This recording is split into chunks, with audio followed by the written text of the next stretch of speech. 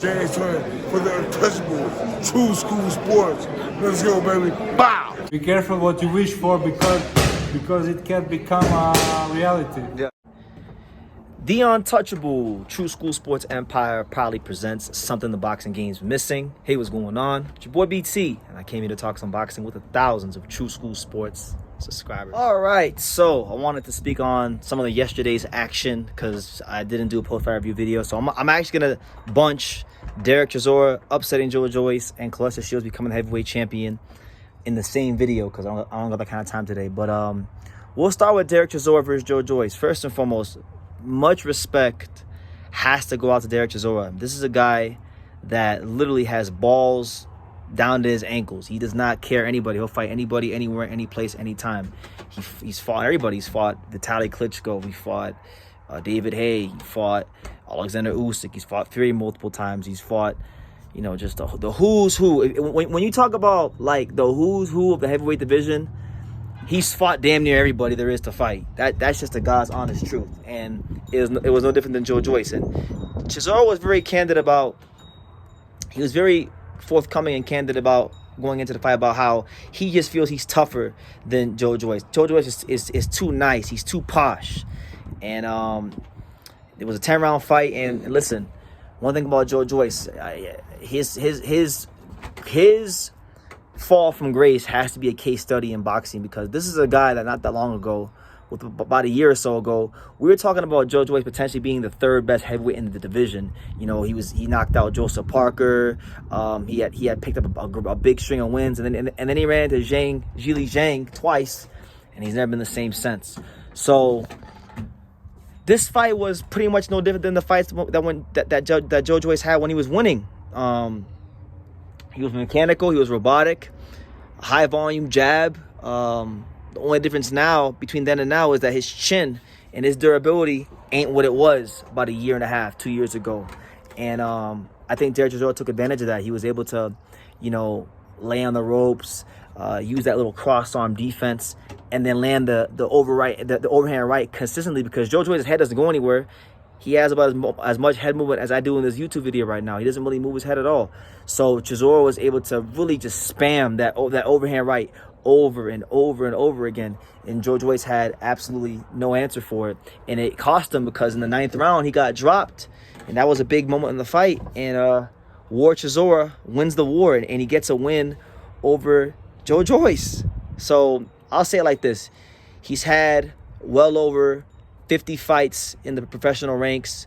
I feel like Chisora has done everything. He's given the boxing fans, particularly the British boxing fans, their money's worth. He's been a credit to the heavyweight division and boxing for a long time, fighting on all comers. That man deserves to enjoy the fruits of his labor. I hope he goes out on a high and hangs it up on that note. Not the best in terms of skills, but if you want to see a proper fight, if you want to see someone slug it out, Derek Chisora is your guy. He's one of those fighters that if you had to be in a street fight, I'll tell you this: if you said, BT, you're gonna be in the biggest street fight of your life, and you can only pick 4 active boxers, Derek Chisora will be one of the guys I'll pick me to go into a street fight.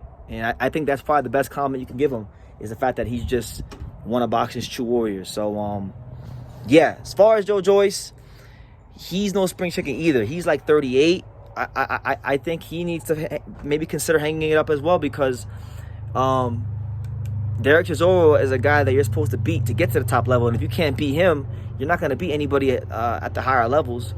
And it's sad, because I think Joyce was the biggest victim in all. Like I'll say it like this with Joyce, with all the Fury Usyk, you know, Fury Joshua, you know, all those guys who had the belts when he was like towards the top of the rankings. He was the biggest loser in all this, because he was supposed to get his title shot, and he couldn't get it. And age and the boxing business, and maybe some past bad business decisions have caught up to him. Like when he signed with I think it was, I could be wrong, but I'm pretty sure he signed with Richard Schaefer in Ringstar Sports, and he lost some time to that, and he turned pro late. So he was this close to getting a heavyweight title shot. He was once looked at as one of the most dangerous heavyweights in the division for anybody. A lot of people picking him to be Anthony Joshua about a year ago, and now he lost to Derek Chisora. So boxing is just like life; it comes at you fast. Now who knows? Who knows what's next for him? I think there's still good fights out there for him. I wouldn't mind seeing him fight Filip Hrgovic. You know, Filip Hrgovic, he's coming off of a stoppage loss. Joyce coming off a stoppage loss. They both had that Olympic. They're both in the same Olympic class. They fought each other in the amateurs. I think that'd be a good fight to see who's where, because, you know, Joyce looks like he needs to retire, and Filip Hrgovic was saying that if he lost to Daniel Dubois, he would retire. So maybe that's the match they need to have if Joyce wants to continue to box. But yeah, Chisora hurt a couple of times. He just couldn't put him away, and I just think what I saw from Joyce wasn't anything different than from when he was winning. It was just more so, I think. He lacked some confidence, honestly, a little bit of confidence, and I think he wasn't trusting his gas tank as much as he was when he was winning. That's what it looked like when I watched the fight. But shout out to Chisora, great win for him, and the perfect way to go out. So there's that. And then the other thing we'll talk about is Claressa Shields. Switching gears, Claressa Shields. She fought this Canadian girl who was like 7-1 for the heavyweight title. Now, it is worth noting, guys, while it is an amazing accomplishment, and I give Claressa Shields like the utmost respect, the utmost credit. I love Claressa Shields. The girl she was fighting, I believe at the odds, she was about a minus 4,000 favorite. So the odds were very telling of the kind of fight it was supposed to be. And credit to her. She gets criticized a lot for not getting knockouts. She gave people what they came to see on this night. She moved up to heavyweight, and she was punching. She dropped this girl like 2-3 times, got the stoppage. And Claressa Shields, she's been champion at 160, 168.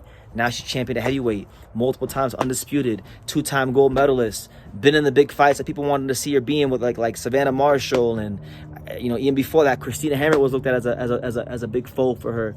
And really and truthfully, at this point, when you look at the career of Claressa Shields, look at her resume. She's fought the best girls she could possibly fight. She fought Franchon Cruz Dezern in her pro debut on the Andre Ward Kovalev undercard, and that was like, you know, Franchon Cruz Dezern is a really good fighter for women's boxing. There's nothing left to prove for her. She's done everything. These girls like, you know, Amanda Serrano, Katie Taylor, even, you know, I like Sinisa Estrada. They're not Claressa Shields. There's only one Claressa Shields, and she's shown once again why she is the best female fighter of her era, and quite possibly the best female fighter of all time. There's no female fighter in history as decorated as Claressa Shields. And I'll tell you guys like this. I met Claressa Shields a couple times. We crossed paths a couple times back in 2016 before she turned pro. And I just remember talking to her back in those days and the kind of pressure she had on her at that time. And I could see it in her eyes and her demeanor and the way she talked, how hungry she was to be great. And not only has she lived up to every expectation set forth for her in the pros, she has surpassed them, smashed them, and set a new standard for what greatness means in women's boxing. So much respect to her. I think she deserves her respect. I think she deserves to be looked at as one of the great fighters of her generation. Not women's fighters, one of the great fighters of her generation, because Claressa has literally been so accomplished in boxing, she had to go to a whole other sport to lose. And she didn't even lose her first fight. She lost, I think, like in her second or third fight when she was in PFL and MMA. So she's just the truth and nothing but the truth. And I think people should give her respect, whether you like her. Because I know it's crazy for me, right? Because, and I'm just going to be honest and forthcoming, I haven't talked to Claressa Shields in depth for a long time, years now. But I've seen her in passing a couple times the last couple years and whatnot. And she's always been like the nicest. Like if you ever meet Claressa Shields in real life, she's always the nicest, sweetest girl. And I think sometimes her competitive side comes out. That chip on her shoulder, that she had coming from the mean streets of Flint, Michigan, it comes out. And a lot of people don't like that. They don't like seeing that from her, and it rubs them the wrong way. But I respect her, and she's great. And this should be the cherry. Honestly, even with her, the theme of this video is retirement talk. I think even her, there's nothing left for her to prove. You know, Alicia Mumgarde won't beat her, ever. Not a chance. And all those other girls like Amanda Serrano and Katie Taylor and Sinisa Estrada, they're too small for her. So I think she made a lot of money in boxing. She'd accomplished everything she did to accomplish. She's going to be in Canada, still in New York one day in the Hall of Fame. I think Claressa Shields should, end on that note as the heavyweight champ. And I'm sure there's so many other ways she could get back to boxing, as a commentator, as a coach, as a motivational speaker for overcoming what she overcame coming from Flint, Michigan, because that's a hard place to make it out. And if you can make it out of there, you got to have some special character and some special stuff about you, which she's shown over the years. So much respect goes to her.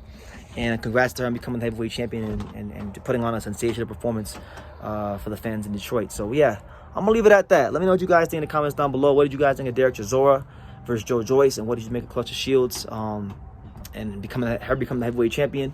Leave your comments down below. Make sure you guys take the time to subscribe. And like I say in every single one of these videos, you can love me or you can hate me. But I'm just a kid from Daniel. So until next time. Thank you for watching another video on the untouchable True School Sports Empire. I'm at the Boxing Hall of Fame out here in Canterbury, New York. And for more great boxing content just like this video, make sure you click and subscribe right over here.